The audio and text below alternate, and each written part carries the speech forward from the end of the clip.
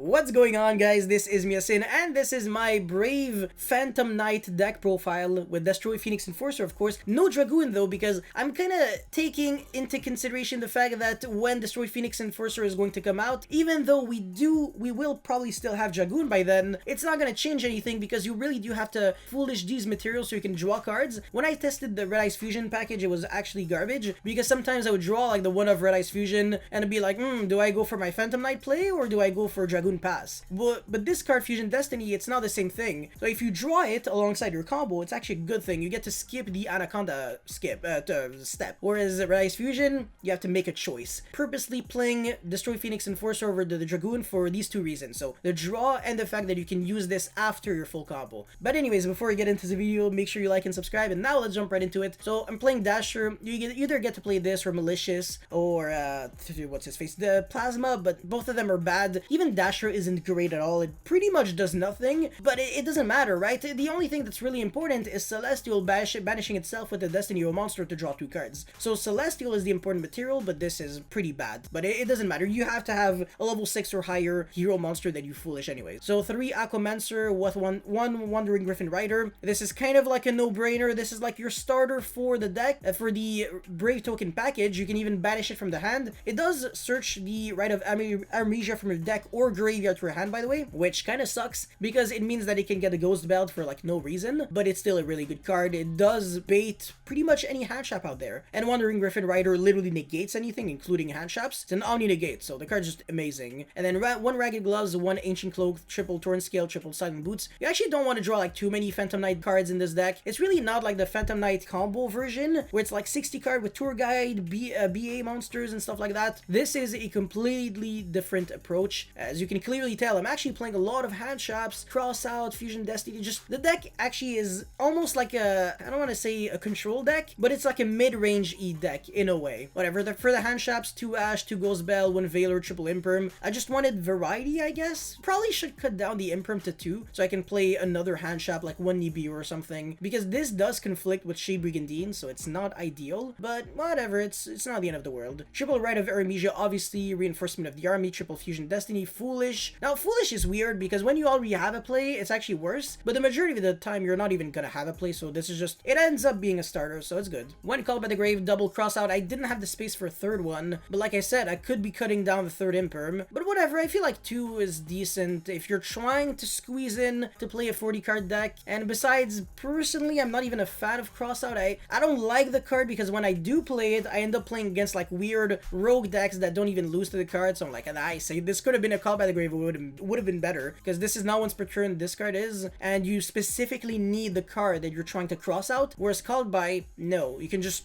not have anything and still called by the your opponent. But anyways, 1 Journey of Destiny, 1 Draco Bag, the Dragon Steed. This is the equip spell that you basically get for free. I mean, why not? Triple Imperm, as I said, 1 Wings, 1 Shade, triple Fogblade. For the extra deck, I don't really have to justify anything. Destroy Phoenix Enforcer with Zeus and Downerd. So this is kind of a, you have to, because when you play rank 3 or lower Xyz monsters, the Downerd is basically free. It's not a rank 4 deck. Rhapsody is the only rank 4, and that's when you pop your Break Sword, revive back 2 Phantom Knight, and then go Rhapsody, banish the Destroy Phoenix Enforcer from your opponent's grave, so your opponent will not be able to revive itself back, and also you get to banish the Celestial, so your opponent also will not start a turn with like an extra draw 2. Rhapsody is the top priority when you're trying to go second against big boards. Instead of going for like the second Leviair and then Break Sword, no. This is like, and then Utopic Future Draco, sorry. You really do try to go into Break Sword. It's so good. 2 Leviair, as I said, with Utopic Future Draco and Utopic Future, Rusty, Cherubini, Anaconda. Link Spider is actually for Shade Brigandine, or when you get Nibiru, so you can still. And then the Salamangreat Elmirage, that's also for